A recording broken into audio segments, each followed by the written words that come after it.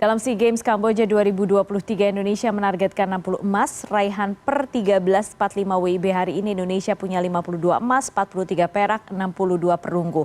Optimisme meliputi kontingen Indonesia bahwa bisa meraih target hingga waktu akhir SEA Games nanti. Tetapi tentu saja SEA Games juga menjadi ajang evaluasi performa cabang olahraga. Kita bahas malam ini bersama narasumber sudah bergabung M. Kusnaini atau akrab disapa Bungkus, pengamat olahraga. Bungkus, selamat malam. Selamat malam Putri. Selamat malam, terima kasih sudah bergabung malam hari ini. Kita mulai langsung bahas yang pertama dari yang baru saja selesai performa Timnas U22 di pertandingan melawan Vietnam di semifinal ini. Bagaimana menurut Anda? Anda cukup happy dengan hasilnya? Tentu kita happy, tapi bagaimana dengan strateginya dan juga apakah ada evaluasi yang harus diperbaiki untuk di final nanti, Bungkus? Iya, tentu saja meskipun kita berhasil melaju ke final, ada beberapa hal yang menjadi catatan untuk perbaikan di laga final nanti ya. Yang pertama catatannya adalah tentang pertahanan ya. Kita di 4 laga yang kita jalani di fase grup ini hanya kebobolan 1 gol, tapi di semifinal lawan Vietnam kita kebobolan 2 gol, dan 2 gol tersebut pada dasarnya sebetulnya bisa dihindari kalau kita memperbaiki kerjasama dan koordinasi di lini pertahanan. Mudah-mudahan ini diperhatikan oleh para pelatih timnas sehingga di final nanti kekurangan tersebut dapat diperbaiki. Bungkus, kalau misalnya kita lihat yang terjadi tadi, apakah mental teman-teman kita di timnas U22 ini memang sudah terbentuk, sudah baik, sudah siap, apalagi jika nanti harus menghadapi Thailand? Iya, beruntungnya timnas kita ini sebagian besar materi pemain yang dipanggil Coach Indra Safri itu pemain yang sudah teruji main di Liga 1 atau liga lain di luar negeri ya. Seperti di belakang ada Ferrari, ada Rizky Ridho, kemudian juga ada Alfiandra Dewangga, Hernando. Itu pemain-pemain yang di klubnya pun rutin bermain. Rutin bermain di klub, apalagi level bermainnya di kompetisi Liga 1 yang cukup berat. Itu membuat mereka ketika menghadapi situasi sulit di lapangan, mereka sedikit terbiasa. Makanya ketika mereka bermain harus dengan 10 orang melawan 11 orang ketika Pratama Arhan kena kartu merah, mereka tidak terlihat panik ya. Meskipun memang akhirnya kebobolan membuat skor jadi 2-2, tapi ketenangan itu terlihat. Tidak terbayangkan kalau yang main ini pemain-pemain yang belum merasakan atmosfer kompetisi. Pasti akan berbeda situasinya. Nah, dengan memiliki begitu banyak pemain yang sudah teruji, sudah reguler main di kompetisi, termasuk ada Bagas Kava di bek kanan, di tengah ada Marcelino, di depan juga ada Ramadan Sananta, ada beberapa pemain lain yang juga reguler bermain di klubnya, itu sangat membantu tim ini tidak panik ketika mereka menghadapi situasi harus bermain melawan 11 orang lawan 10. Betul. Mental ya di situ penting. Nah, kita bicara soal Thailand sekarang. Betul. Kita bicara soal Thailand jika lolos ke final dan memang prediksinya juga seperti itu. Seringkali ini menjadi batu sandungan Indonesia. Dan bagaimana kekuatan timnas Thailand di SEA Games kali ini, Bungkus? Iya, saya selalu mengatakan bahwa level timnas kita ini di Asia Tenggara sebetulnya sudah sama ya. Indonesia, Thailand, Vietnam, itu sebetulnya sudah selevel. Bahkan tidak terlalu jauh juga dengan negara-negara lapis berikutnya seperti Singapura, Malaysia, Myanmar. Sehingga perbedaan itu sangat tipis. Tidak ada yang dominan sekarang di Asia Tenggara. Karena itu siapapun yang masuk ke final, entah itu Malaysia, Myanmar, Thailand, itu semua sebetulnya tidak boleh dianggap enteng. Akan menjadi lawan yang tidak mudah bagi timnas Indonesia.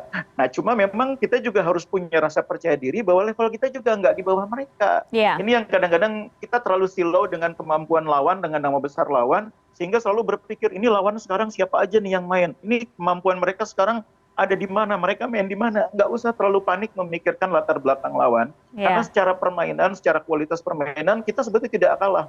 Pemain Indonesia itu rata-rata juga sudah terukur, sudah teruji karena mereka main di liga. Ya, jadi peluang Indonesia untuk mendapatkan emas di SEA Games masih sangat terbuka lebar gitu ya, Bungkus ya? Iya, saya pikir lawannya sekalipun misalnya Thailand yang lolos ya bukan Myanmar, karena secara kualitas mungkin Thailand masih di atas Myanmar. Kita nggak perlu terlalu khawatir dengan Thailand. Thailand memang tim yang bagus, sama seperti halnya Vietnam. Thailand juga tidak bisa mengalahkan Vietnam, kita bisa mengalahkan Vietnam. Jadi jangan terlalu silau dengan lawan kita siapa Thailand. Thailand memang beberapa pemainnya juga sama seperti kita. Itu juga sudah main di liga ya. Indonesia, Vietnam, Thailand itu pemain-pemainnya rata-rata sudah main di liga, termasuk Malaysia juga. Karena itu saya pikir di SEA Games kali ini kuncinya adalah pertama kepercayaan diri. Pelatih harus mampu menanamkan rasa percaya diri kepada tim bahwa mereka ini punya potensi untuk jadi juara, tidak perlu terlalu silau terhadap lawan.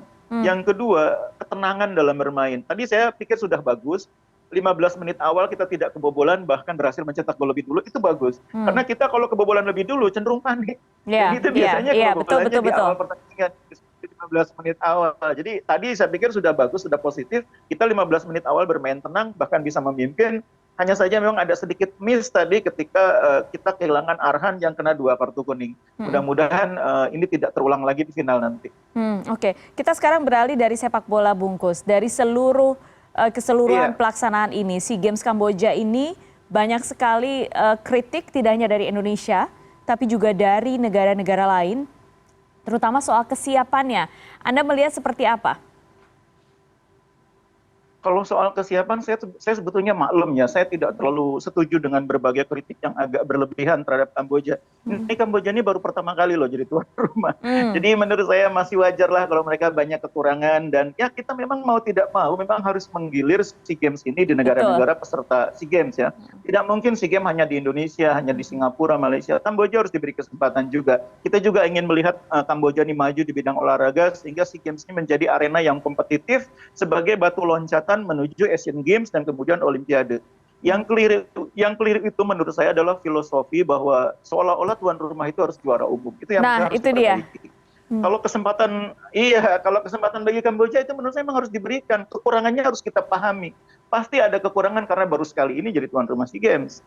Iya, tapi kalau misalnya mindset bahwa harus juara umum dan kemudian kita tahu di ajang bulu tangkis kemarin ya, ada dugaan kemudian Iya. Kamboja menggunakan joki dan itu ramai sekali perbincangannya. Tidak cuma dibahas oleh netizen Indonesia, tapi bahkan ramai oleh netizen Tiongkok dan lain sebagainya. Menurut Anda itu bagaimana Bungkus sebenarnya? Itu sekali lagi soal mindset itu ya, harus Iya, juara.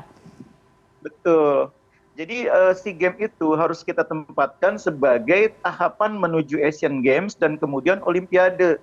Jadi nanti ke depan cabang-cabangnya pun cabang-cabang yang diharapkan bisa menjadi cabang yang juga dimainkan di Asian Games dan kemudian Olimpiade.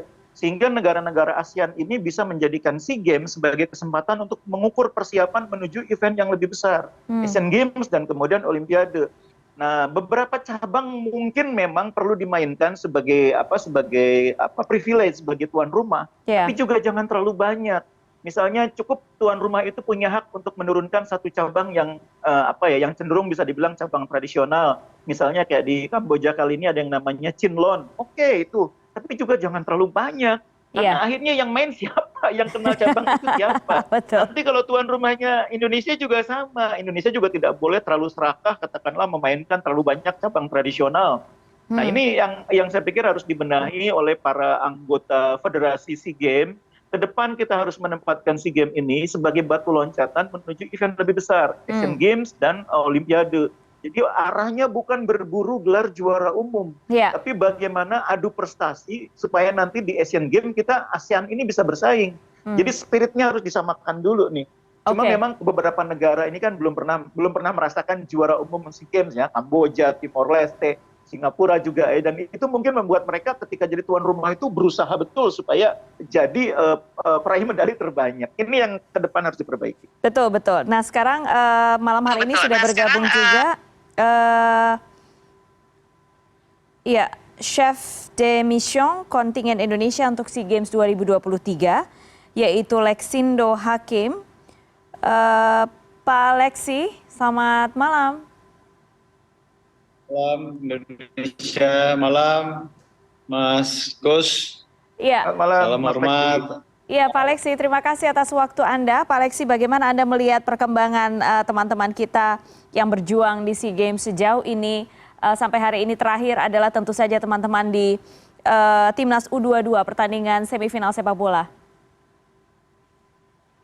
Ya alhamdulillah teman-teman atlet yang bertanding di Kamboja ini, di SEA Games ini semua sangat baik performa dan penampilan mereka penuh perjuangan di tengah cuaca yang cukup panas dengan segala keterbatasan daripada tuan rumah mempersiapkan SEA Games. Tapi sampai hari ini kita menyaksikan sendiri, melihat sendiri bahwa atlet-atlet kita cukup memberikan prestasi yang gemilang seperti itu. Kalau misalnya dari target 60 emas itu, apakah Anda masih melihat kita bisa mencapainya ke sana sejauh ini berkaitan dengan torehan medali, raihan medali? Ini kebetulan saya lagi di field swimming. Kebetulan ada beberapa nomor kita yang masuk final dan sekarang jam berapa ya? 19, per 5 menit yang lalu iya. Emas udah 57. Per 5 Wow. menit yang lalu dan masih dua final lagi yang masih saya standby di sini. Wow, Ya itu insya Allah ya mudah-mudahan hasil baik terus bisa kita peroleh seperti itu, Mbak. betul. Pak Lexi, dari sejauh ini, dari beberapa pertandingan yang sudah berlalu dan juga sudah selesai, bagaimana Anda melihat performa teman-teman atlet kita dan apakah ada cabang-cabang tertentu yang memang harus diasah lagi persiapan Asian Games seperti yang tadi disampaikan oleh Bungkus? Ya tentunya, tapi sekali lagi mohon maaf, saya tadi belum sempat mendengarkan masukan-masukan dari Mas Kus karena tadi baru join. Iya. Tapi pada prinsipnya, apapun hasil yang sekarang dicapai, siapapun atlet yang ditargetkan meraih emas ataupun perunggu ataupun perak, tentunya ketika sudah perak mereka akan siap mendapat emas. Begitupun perunggu tentunya bisa perak, bisa emas. Apalagi ada beberapa olahraga yang membutuhkan kemenangan sepersekian detik, baik di atletik ataupun di renang ataupun di fin swimming dan lain sebagainya, dan itu tentunya harus menjadi catatan dan perhatian ke depannya untuk lebih baik lagi. Tapi kalau cabur-cabur yang memang butuh skill dan teknik yang lebih saya rasa pelatih dan cabur masing-masing federasi masing-masing cabur tentunya lebih berpengalaman soal itu. Jadi Bungkus, kalau kami tentunya ya memastikan saja teman-teman di sini bisa bertanding dengan baik, memiliki akomodasi, transportasi dan penyediaan makanan dengan baik sehingga mereka hanya fokus untuk bertanding seperti itu. oke, baik. Bungkus, kalau misalnya apakah Anda melihat ada beberapa cabang olahraga yang perlu ditajamkan lagi oleh Indonesia? Sekalian masukan untuk federasi yang mungkin menyaksikan dialog kita malam ini. Iya, betul. Iya, saya pikir kalau dari pencapaian target, saya sih optimis ya kita bisa lebih dari 60 emas, tidak akan terlalu sulit untuk dicapai. Cuma mungkin yang perlu dipertajam adalah kemampuan kita meraih medali di nomor-nomor olimpiade ya, nomor-nomor olimpik. Misalnya renang itu kan 40 emas lebih, kita hanya 3 emas. Bayangkan Singapura 22 emas, Vietnam 7 emas, Thailand 4 emas. Atletik kita juga bisa dibilang hanya 7 emas, Thailand 16 emas, Vietnam 12 emas. Jadi saya sih tidak berpikir kita harus juara umum SEA Games, nggak terlalu penting juga saat ini. Tapi cabang-cabang itu adalah induk olahraga ya, dan itu nanti terus berjenjang naik ke Asian Games, naik ke Olimpiade. Nah kalau kita kuat di renang, kalau kita kuat di atletik, sesungguhnya kita akan kuat juga dalam perburuan medali secara keseluruhan. Karena cabang-cabang seperti atletik, renang itu medali emasnya banyak, 40-an. Kalau cabang seperti wushu itu hanya 20-an. Kita kuat di wushu, kita kuat di pencak silat, tapi rata-rata hanya 20-an. Tapi kalau atletik, renang itu 4 emas. Nah cuma memang atletik dan renang ini harus jangka panjang programnya, nggak bisa tesnya setahun bisa, itu nggak bisa.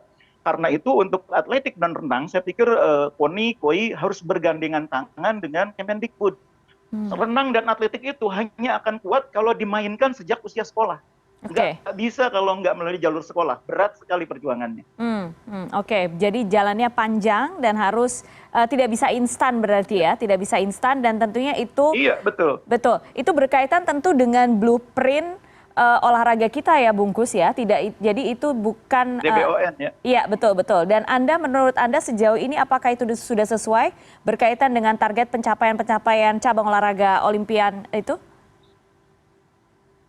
Ya, kita sudah punya DBON, tapi saya dengar dukungan anggarannya masih kurang. Ini tentu harus menjadi pertimbangan dari pemerintah bagaimana kita bisa mengoptimalkan peran program DBON itu supaya kita betul-betul bisa menjadi kekuatan tidak hanya di level Asia Tenggara, tapi ke depan di Asia dan Olimpiade bahkan. Sekali lagi, SEA Games ini untuk menjadi juara umum sebetulnya tidak terlalu penting, tapi kita harus kuat di cabang-cabang yang merupakan cabang yang dipertandingkan di Olimpiade atau minimal di Asian Games. Ya, baik. Saya terakhir ke Pak Leksi. Pak Leksi, ada target emas di cabang olahraga apa lagi yang bisa kita expect dalam beberapa hari ke depan sampai berakhir SEA Games ini? Ya, sampai hari ini memang masih ada beberapa cabur yang masih kita nantikan proyeksi emasnya.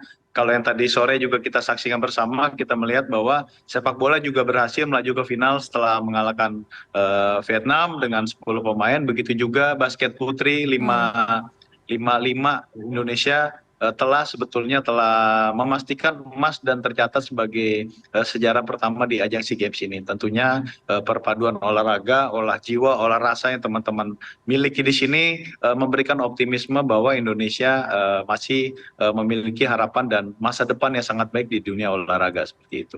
Baik, terima kasih sudah bergabung malam hari ini. Jadi per pukul 19 waktu Indonesia Barat sudah 57 emas di kantong Indonesia. Kami akan tunggu rilis resminya nanti di website SEA Games 2023. Pak Leksindo Hakim, Chief de Mission kontingen Indonesia di SEA Games 2023. Terima kasih sudah bergabung. Ada juga Bungkus, pengamat olahraga kita. Terima kasih sudah bergabung. Sehat terus Bapak-Bapak sekalian. Makasih Mas Gus, makasih Mbak.